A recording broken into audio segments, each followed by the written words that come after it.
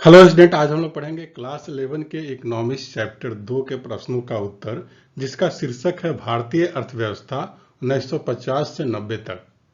पाठ का पहला प्रश्न है, योजना की परिभाषा दीजिए। इसका उत्तर इस तरह से होगा, योजना इसकी व्याख्या करती है कि देश के संसाधनों का प्रयोग किस प्रकार किया जाना चाहिए। और पाठ का दूसरा प्रश्न है, भारत ने योजना को क्यों चुना।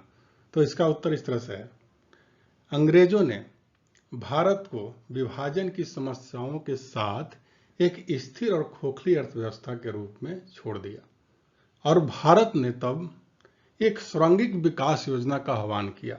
यदि सरकार ने अर्थव्यवस्था को निजी हाथों में दे दिया होता तो बड़े पैमाने पर उपस्थित गरीबी बेरोजगारी की ओर ध्यान नहीं दिया जाता, जिससे देश के एक प्रमुख हिस्से को कष्टों का सामना करना पड़ सकता था।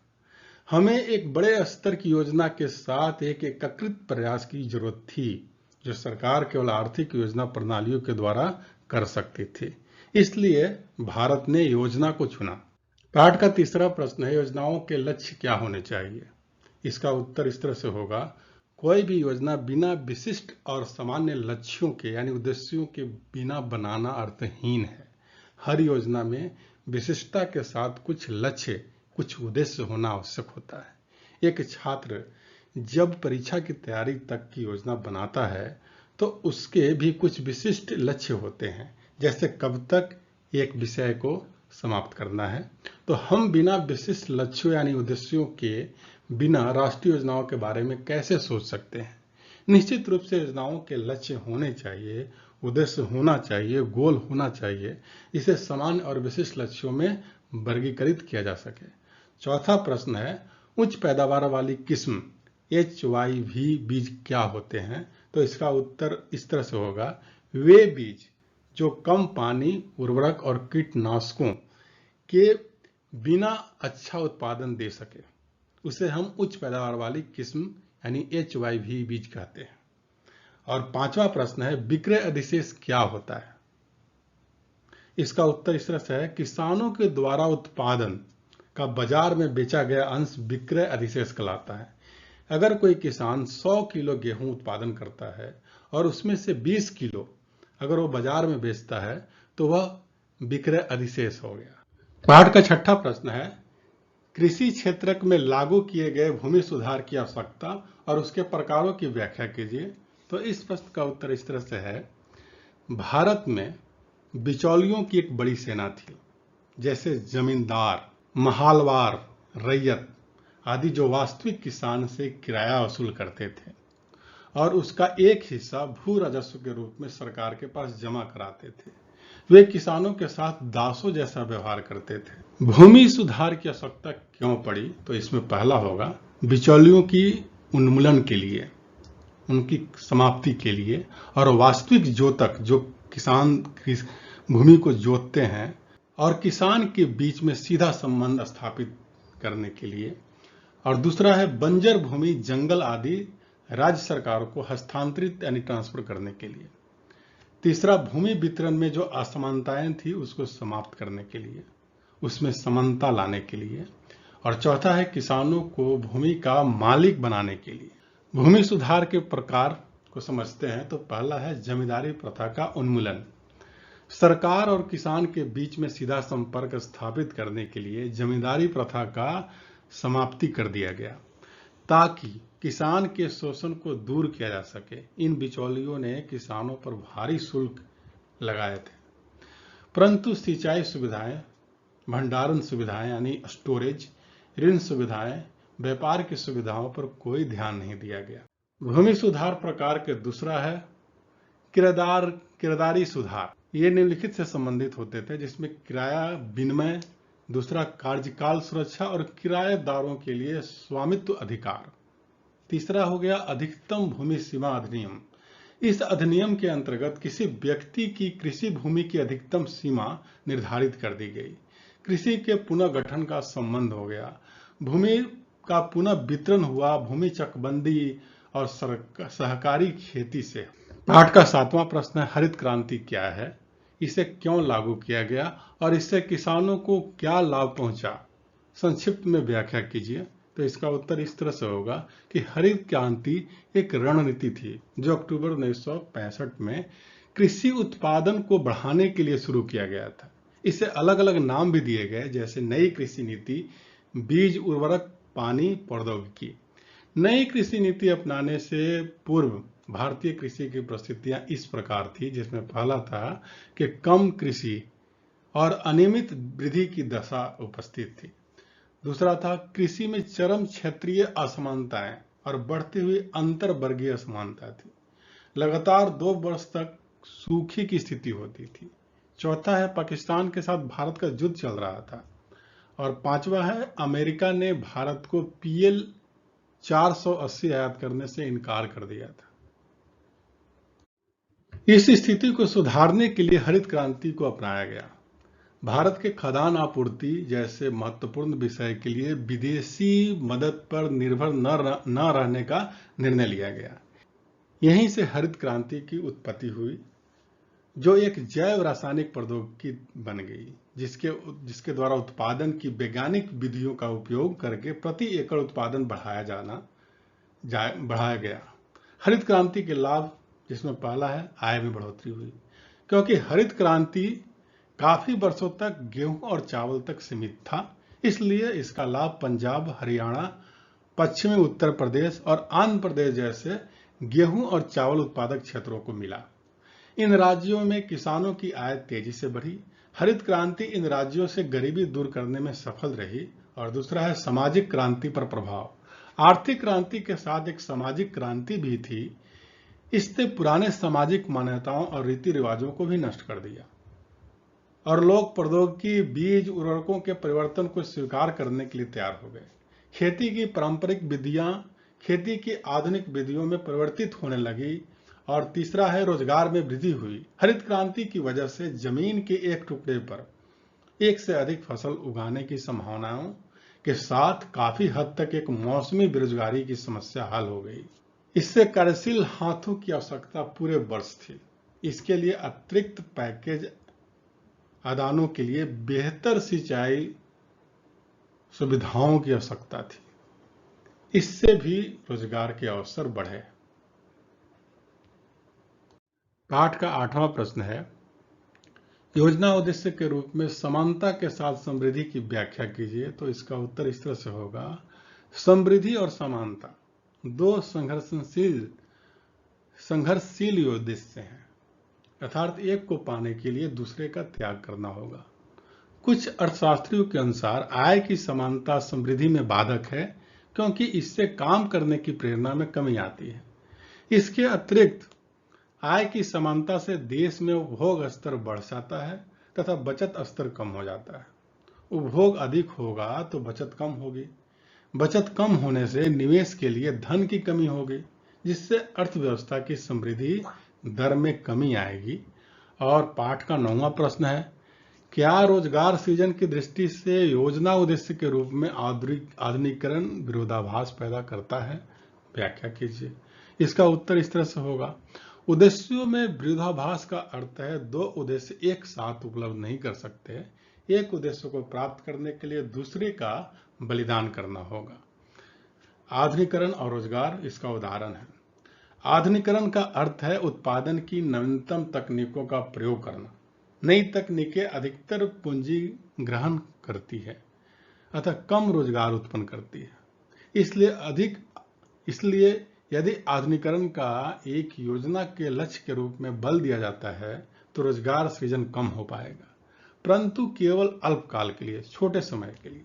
जैसे जैसे आधुनिकीकरण होगा, पूंजीगत उद्योगों का विकास होगा और वहां अलग अलग प्रकार के रोजगार के अवसर उपलब्ध होंगे, परंतु जिस तरह की नौकरियों का सृजन होगा उसके लिए स्किल की जरूरत होगी, कौशल की आवश्यकता है। पाठ का 12वां प्रश्न है, योजना अवधि के दौरान औद्योगिक विकास में सार्वजनिक क्षेत्र की अग्रणी भूमिका क्यों सौंपी गई थी? तो इसका उत्तर इस तरह से है कि सार्वजनिक क्षेत्र यानी पब्लिक सेक्टर निम्नलिखित प्रकार से उद्योगों के विकास के लिए महत्वपूर्ण भूमिका निभा रहा है। पहला, एक मजबूत औद्योगिक आधार बनाने के लिए। दूसरा, बुनियादी ढांचे के विकास के लिए। तीसरा पिछड़े क्षेत्रों के विकास के लिए, और चौथा बचत जुटाने और विदेशी मुद्रा अर्जित करने के लिए। पांचवा आर्थिक शक्ति की एकाग्रता को रोकने के लिए, आय और धन वितरण की समानता को बढ़ाने के लिए, रोजगार प्रदान करने के लिए और आयात प्रतिस्थापन को बढ़ावा देने के लिए। पाठ का 13वां प्रश्न है, इस कथन की व्याख्या करें। हरित क्रांति ने सरकार को खाद्यान्नों के प्रापण द्वारा विशाल सुरक्षित भंडार बनाने में योग्य बनाया ताकि वह कमी के समय इसका उपयोग कर सके। इस प्रश्न का उत्तर है, हरित क्रांति नई कृषि तकनीकी के उपयोग से कृषि उत्पादन और उत्पादकता में होने वाली भारी वृद्धि को संदर्भित करता है। इसने एक दुर्लभपूर्ण अर्थव्यवस्था को बहुतायपूर्ण अर्थव्यवस्था बदल दिया। हरित क्रांति से उत्पादन और उत्पादकता में भारी परिवर्तन आया। हरित क्रांति ने लगातार उपस्थित खदानों की कमी को दूर करने में मदद की। अधिक पैदावार वाले किस्मों यानी कार्यक्रमों को चलाया गया जिसका नाम था HYP, यानी केवल 5 फसलों अर्थात गेहूं, चावल, ज्वार, बाजरा, मक्का तक प्रतिबंधित रखा। वाणिज्य फसलों की नई तकनीकी कृषि नीति के दायरे से बाहर रखा गया। गेहूं उत्पादन में पर्याप्त वृद्धि देखने में आई और गेहूं का उत्पादन जो तीसरी पंचवर्षीय योजना में 12.1 मिलियन टन था, जो 2006 में बढ़कर 79.8 मिलियन टन हो गया।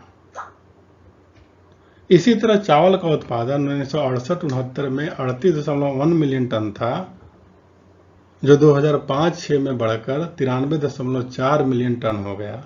मोटे अनाजों का उत्पादन में 1968-69 में 26.1 मिलियन टन था, जो मात्र अब 33.9 मिलियन टन तक बढ़ा है। पाठ का 14वां प्रश्न है, सहायकी किसानों को नई प्रौद्योगिकी का प्रयोग केवल प्रोत्साहित तो करती है, पर उसका सरकारी वित्त पर भारी बोझ पड़ता है। इस तथ्य को ध्यान में रखकर सहायकी की उपयोगिता पर चर्चा करें। इसका उत्तर इस तरह से होगा कि अलग अलग अर्थशास्त्रियों, इकोनॉमिस्ट ने सहायकी के विषय में अलग अलग विचार प्रस्तुत किए हैं।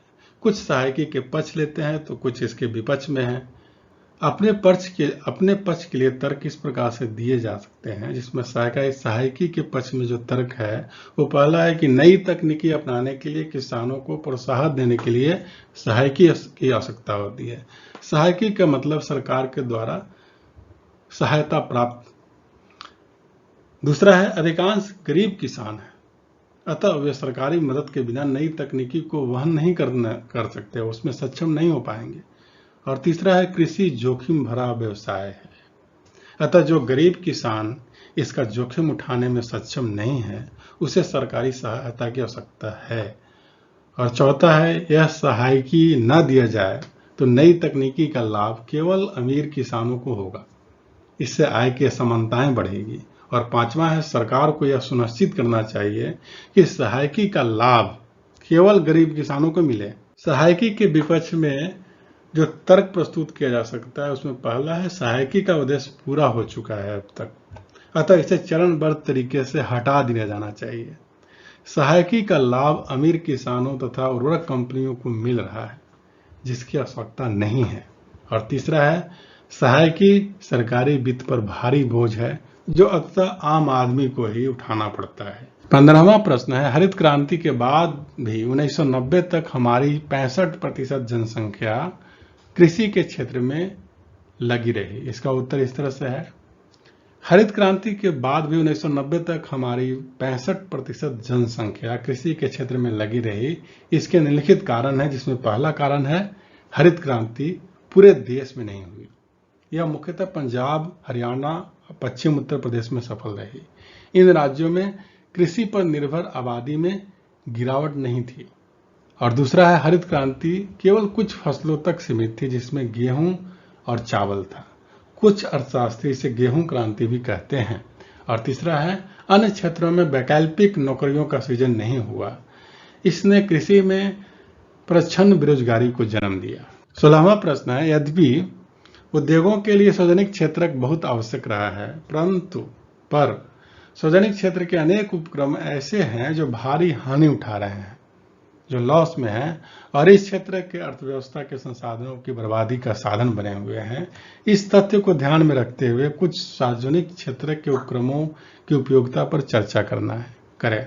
तो इसका उत्तर इस तरह से है, यदि भली भांति ज्ञात है कि पब्लिक सेक्टर यानी सार्वजनिक क्षेत्र के जो कंपनियां हैं वो कम लाभ के लिए नहीं बल्कि समाज कल्याण के लिए, जब एक संस्था जो लाभ के लिए नहीं बल्कि समाज कल्याण के लिए काम कर रही है, उस उपयोगिता को लाभ के आधार पर आंकना गलत है। पब्लिक सेक्टर के जो कंपनियां हैं वो लाभार्जन न कर रहे हों परंतु उपयोगी हैं क्योंकि वे एक मजबूत और औद्योगिक आधार का निर्माण करते हैं, एक सामाजिक और आर्थिक ढांचे के विकास में मदद करते हैं। यह पिछड़े क्षेत्रों के विकास पर केंद्रित है और क्षेत्रीय समानता को बढ़ावा देते हैं। यह सत्ता को कुछ हाथों में जाने से रोकते हैं। यह आय की असमानताओं को कम करता है।